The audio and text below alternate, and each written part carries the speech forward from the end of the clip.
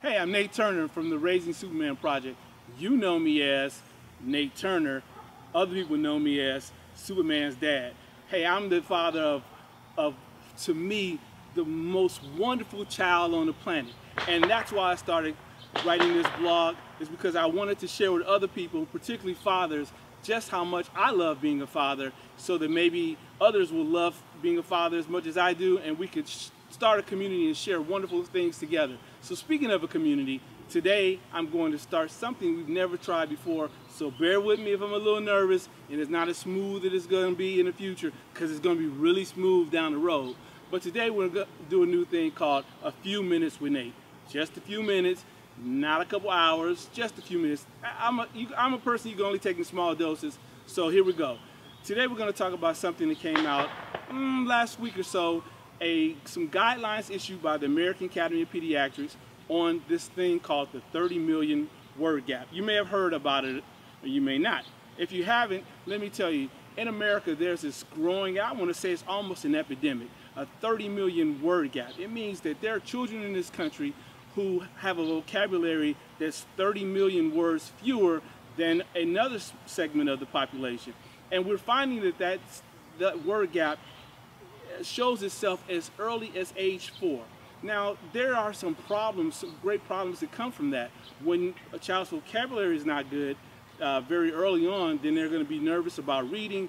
And as my father once told me, if you can read, you can do anything. The converse is also true. If you can't read, you're going to have a hard time to do things that are successful. So today we're here to talk about ways to eliminate that word gap, because it's up to us to make that happen. So let me give you the first thing you should do. Okay, so I'm here to talk to you about 3 things you can do to help your child to avoid this terrible thing called the word gap. The first thing you can do is read to your child. Now, I'll start with a shameless plug. You can read the Raising Supaman book, and written by yours truly, Nathaniel Turner. Now, the Raising Supaman book, to me and to others, is a great book. It's a great read, it's a simple read, it's a wonderful read you can sit down and share with your children. Now, when I wrote Raising Supaman, I wrote it for a couple purposes. Number one, I wanted to leave a legacy for my son. In the event that I didn't live long enough, I wanted him to know how much he meant to me. Number two, I wrote the book so that I could give him some words of guidance and direction, wherever he might be. And number three, I wrote the book in a way that was above and beyond his age level, so that I would encourage him to have a better vocabulary.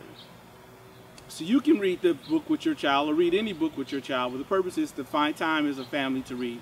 That means finding time each day, or finding time once a week to read books together. It could be the same book, i.e. the Raising Supaman, shameless plug once again, or it could be any number of books that your child would be encouraged to read, but simply find time each day to read with your child. Okay, that's enough of that.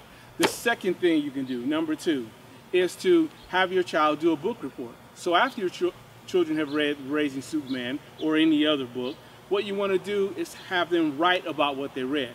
The important thing behind that is to understand whether or not your children actually understand what they're reading. It's called reading comprehension. Very important. Everything that they do moving forward in life will be about whether or not they understand what they're reading or they're hearing. You'll be able to determine for yourself how well your child is able to do that.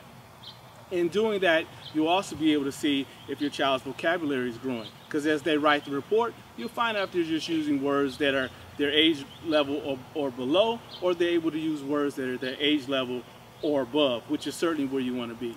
And then the third thing, and lastly but not leastly, you want to give your child an opportunity to give a presentation. So give them a standing book report, or an oral book report, as we would say.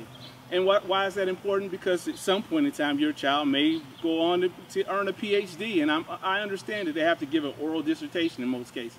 But whether or not they do that or not, throughout school, they'll have to have term papers, they'll have to give presentations on those papers, they'll have to give speeches, various different kinds of speeches, and you'll be preparing them early on in advance to be prepared for those things. But also, you'll be showing them how to communicate with people publicly and not be nervous, probably like I am a little bit today.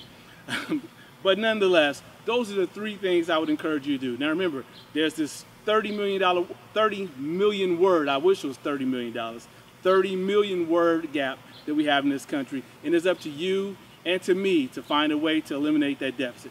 3 things to do: read together, write book reports, and give presentations. Okay, that's my few minutes for today. Thanks for joining me, and I'll see you next time.